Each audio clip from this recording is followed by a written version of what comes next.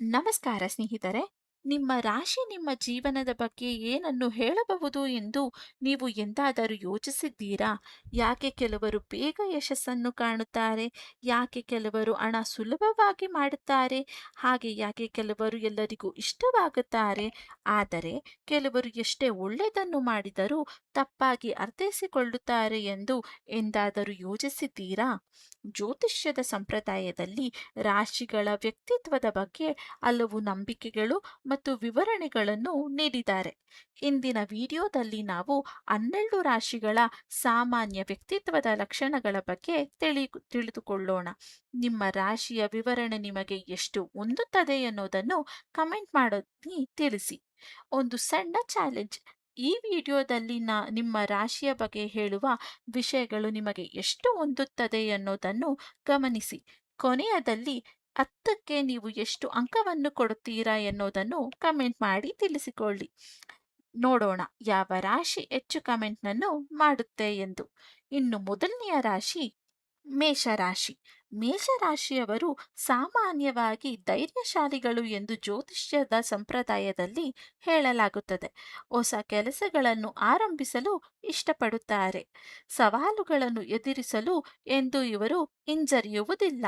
ಆದರೆ ಕೆಲವೊಮ್ಮೆ ಆತುರದ ನಿರ್ಧಾರಗಳು ಇವರನ್ನು ಸಮಸ್ಯೆಗೆ ದೂಡಬಹುದು. ನಿಮ್ಮ ಸ್ನೇಹಿತರಲ್ಲಿ ಯಾರಾದರೂ ಮೇಷರಾಶಿಯವರು ಇದ್ದರೆ ಈ ಗುಣಗಳು ಅವರಲ್ಲಿ ಇದೆಯಾ ಎಂದು ಗಮನಿಸಿ ನೋಡಿ. ಇನ್ನು ಮುಂದಿನ ರಾಶಿಯವರ ಬಗ್ಗೆ ಒಂದು ಆಸಕ್ತಿದಾಯಕ ನಂಬಿಕೆಯೂ ಇದೆ. ಹಣ ಉಳಿಸುವುದರಲ್ಲಿ ಇವರು ತುಂಬಾನೇ ಜಾಣರು ಎಂದು ಹಲವರು ಹೇಳುತ್ತಾರೆ.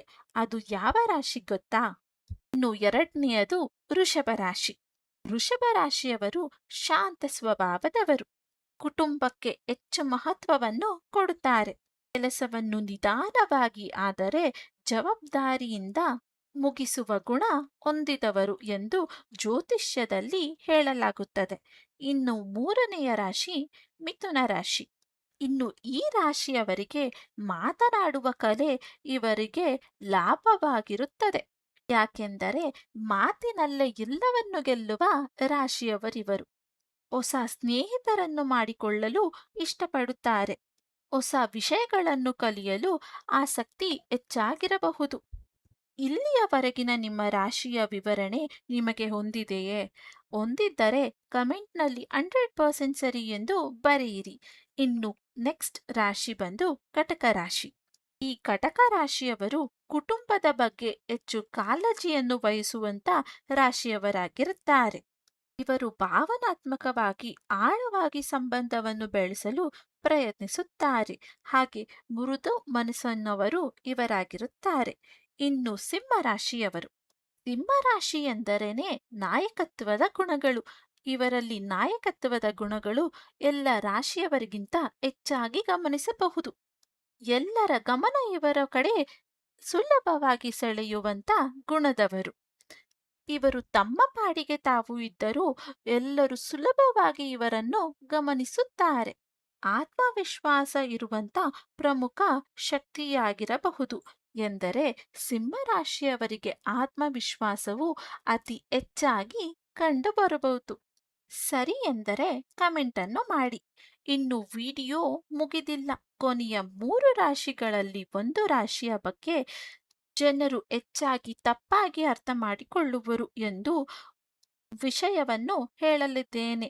ಅದನ್ನು ತಪ್ಪದೆ ಕೇಳಿ. ಇನ್ನು ಕನ್ಯಾ ರಾಶಿ. ಇವರದು ಯೋಚನೆ ಮಾಡಿ ಕೆಲಸ ಮಾಡುವಂತ ಗುಣ. ಯಾವುದೇ ಕೆಲಸಕ್ಕೆ ಕೈ ಹಾಕುವ ಮುನ್ನ ಸರಿಯಾಗಿ ಯೋಚನೆ ಮಾಡಿ ಅಳೆದು ತೂಗಿ ಕೆಲಸಕ್ಕೆ ಕೈ ಹಾಕುತ್ತಾರೆ. ಸಣ್ಣ ವಿಷಯನ್ನು ಕೂಡ ಗಮನಿಸುವಂತ ಅಭ್ಯಾಸ. ಇವರಿಂದ ಏನನ್ನು ಕೂಡ ಮಚ್ಚಿಡಲು ಆಗುವುದಿಲ್ಲ. ಪರಿಪೂರ್ಣತೆಯನ್ನು ಇಷ್ಟಪಡುವಂತ ಸ್ವಭಾವ. ಇನ್ನು ತುಲಾರಾಶಿ. ಇವರು ಸಮತೋಲನವನ್ನು ಕಾಪಾಡಲು ಪ್ರಯತ್ನಿಸುತ್ತಾರೆ. ಸ್ನೇಹ ಮತ್ತು ಸಂಬಂಧಗಳಿಗೆ ಮಹತ್ವ ನೀಡುವವರು. ಇನ್ನು ವೃಶ್ಚಿಕ ರಾಶಿ. ಇವರದು ರಹಸ್ಯವನ್ನು ಕಾಪಾಡುವಂತ ಗುಣ. ನೀವೇನಾದರೂ ಇವರತ್ರ ಗುಟ್ಟನ್ನು ಹೇಳಿದರೆ ಕೊನೆವರೆಗೂ ಇವರಲ್ಲೇ ಅದು ಅಡಗಿರುತ್ತದೆ. ಇವರದು ಬಲವಾದ ಇಚ್ಛಾಶಕ್ತಿ, ಅಂದರೆ ಅಂದುಕೊಂಡದ್ದು ಅಥವಾ ಇಷ್ಟಪಟ್ಟದ್ದನ್ನು ಮಾಡಿ ಮುಗಿಸುವಂತ ಶಕ್ತಿ ಇವರದು. ಸುಲಭವಾಗಿ ಯಾರನ್ನು ನಂಬದ ಸ್ವಭಾವ ಇವರದು. ಇನ್ನು ಧನುರ್ರಾಶಿ, ಇವರಿಗೆ ಪ್ರಯಾಣ ಎಂದರೆ ಬಹಳ ಇಷ್ಟ.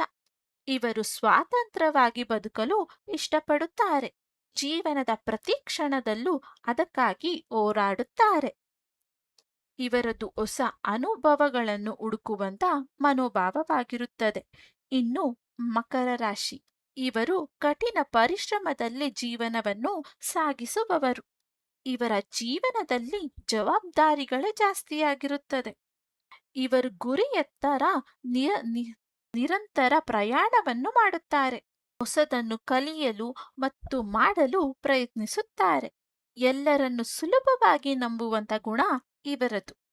ಪ್ರೀತಿಸಿದರೆ ಅತಿಯಾಗಿ ಪ್ರೀತಿಸುತ್ತಾರೆ, ಹಾಗೆ ದ್ವೇಷಿಸಿದರೆ ಅತಿಯಾಗಿ ದ್ವೇಷಿಸುತ್ತಾರೆ.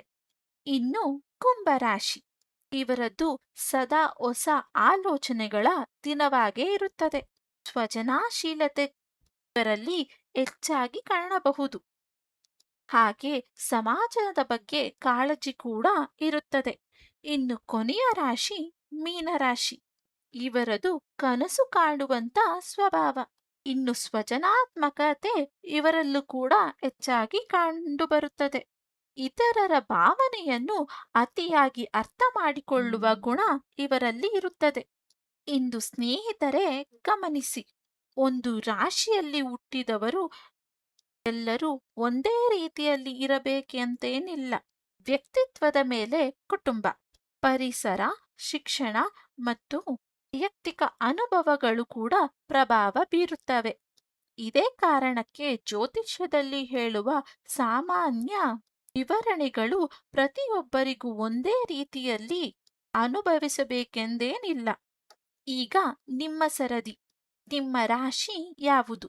ಇಂದು ಹೇಳಿದ ಸಾಮಾನ್ಯ ವ್ಯಕ್ತಿತ್ವದ ವಿಷಯಗಳಲ್ಲಿ ನಿಮಗೆ ಎಷ್ಟು ಭಾಗ ಹೊಂದುತ್ತದೆ ಅಂದು 10ರಲ್ಲಿ ಎಷ್ಟು ಅಂಕ ಕೊಡುತ್ತೀರಾ ಎಂದು ಕೂಡ ಕಮೆಂಟ್ನಲ್ಲಿ ರಾಶಿಯ ಹೆಸರನ್ನು ಬರೆದು ಕಮೆಂಟ್ ಮಾಡಿ. ಇನ್ನು ನಾಳೆಯ ವಿಡಿಯೋದಲ್ಲಿ ಜನ್ಮ ದಿನಗಳ ರಹಸ್ಯ ಮತ್ತು ಸಂಖ್ಯಾಶಾಸ್ತ್ರ ಎಂಬ ಹೊಸ ವಿಷಯದೊಂದಿಗೆ ಭೇಟಿಯಾಗುತ್ತೇನೆ.